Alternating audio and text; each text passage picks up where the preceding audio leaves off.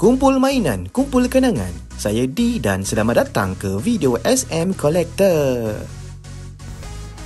Hello guys. Okey, hari ini kita nak test power monster kita, Shagaru Magala kita, untuk battle next stage, iaitu stage yang keempat. Okey, sebelum ni kita dah lawan stage 1, stage 2 dan stage 3.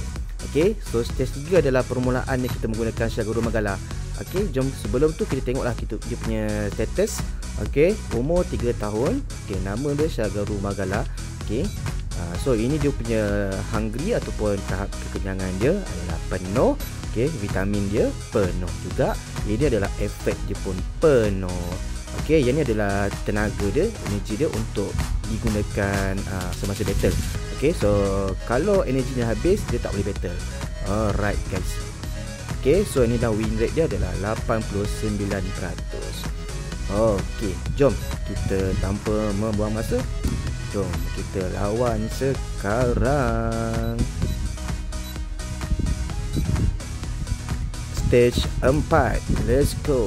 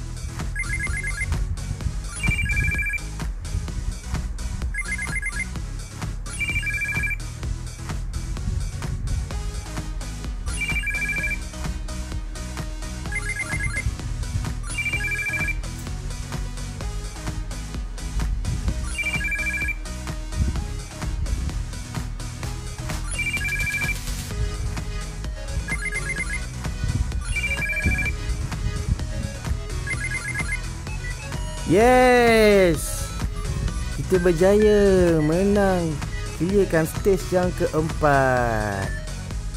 Okey, dan kita dapat background baru. Nice. Alright, terbaik. Okey guys, itu dia Shagaru Magala kita, sangat-sangat kuat. Okey, so kita akan lawan stage yang kelima pada video akan datang. Okay guys, so itu saja video kita pada kali ini. Kita jumpa pada video yang akan datang. Bye bye, thanks for watching.